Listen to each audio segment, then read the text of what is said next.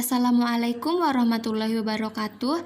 Perkenalkan, nama saya Siti Robiah Adawiyah, NPM 014 kelas 4B PBSI. Dalam video kali ini, saya akan menjelaskan mengenai hasil penelitian saya yang berjudul Penggunaan Model Discovery Learning dan Problem Based Learning dalam pembelajaran menulis karya ilmiah di SMK Wirasabha Karawang. Adapun profil sekolah SMK Wirasabha Karawang ialah SMK Wirasabha Kampus 2 Karawang, terletak di Jalan Syekh Kuro Pasir Jengkol, Kecamatan Majalaya, Kabupaten Karawang. Kepala Sekolah Dr. Randa Haja Eli Muslikah. Visi sekolah yaitu menjadikan sekolah menengah kejuruan yang mandiri dan unggul dalam bidang kesehatan, teknik, dan pariwisata. Sedangkan misi sekolah yaitu meningkatkan profesionalisme lembaga pendidikan dan kependidikan, menyediakan sarana prasarana pendidikan sesuai standar, dan meningkatkan kualitas pembelajaran. Selanjutnya kita memasuki kajian teori. Yang pertama ialah pengertian karya ilmiah. Karya ilmiah adalah laporan tertulis yang diterbitkan yang memaparkan hasil dari penelitian atau pengkajian yang telah dilakukan oleh seseorang atau sebuah tim dengan memenuhi kaidah dan etika keilmuan yang dikukuhkan dan ditaati di masyarakat keilmuan. Di perguruan tinggi, khususnya jenjang sarjana, mahasiswa dilatih untuk menghasilkan karya ilmiah seperti makalah, laporan praktikum, dan skripsi. Yang kedua, pengertian model discovery learning. Discovery learning merupakan proses pembelajaran yang tidak memberikan sajian pelajaran yang utuh untuk peserta didik. Dalam proses pembelajarannya, diharapkan siswa berpartisipasi secara aktif, karena tugas guru merupakan sebagai pembimbing maupun fasilitator. Selebihnya, siswa yang mengembangkan proses pembelajaran. Adapun langkah-langkah pembelajarannya ialah sebagai berikut. Yang pertama, stimulation atau pemberian rangsangan, baik berupa gambar maupun video untuk dianalisis oleh siswa. Di samping itu, guru memberikan sedikit penjelasan mengenai materi yang akan dipelajari.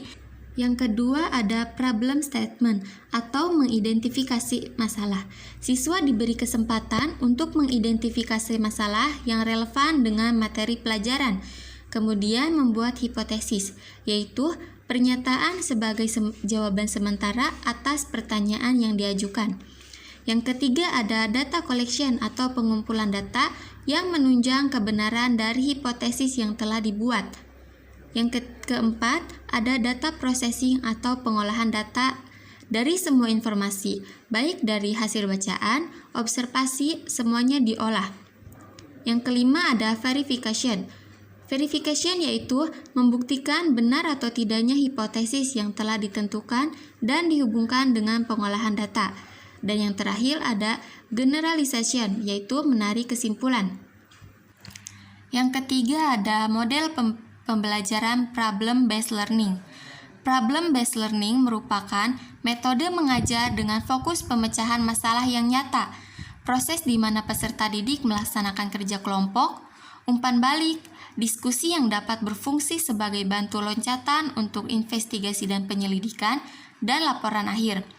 Adapun langkah-langkah pembelajaran problem-based learning ialah yang pertama, penyajian masalah, yaitu peserta didik diberikan suatu masalah.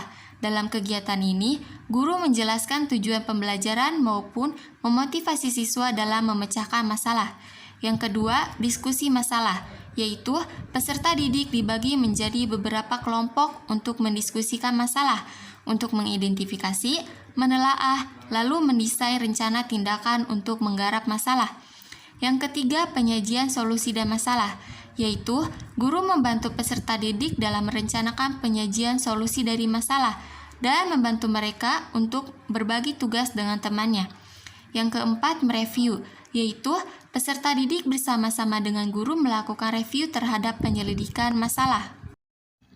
Selanjutnya ialah hasil wawancara.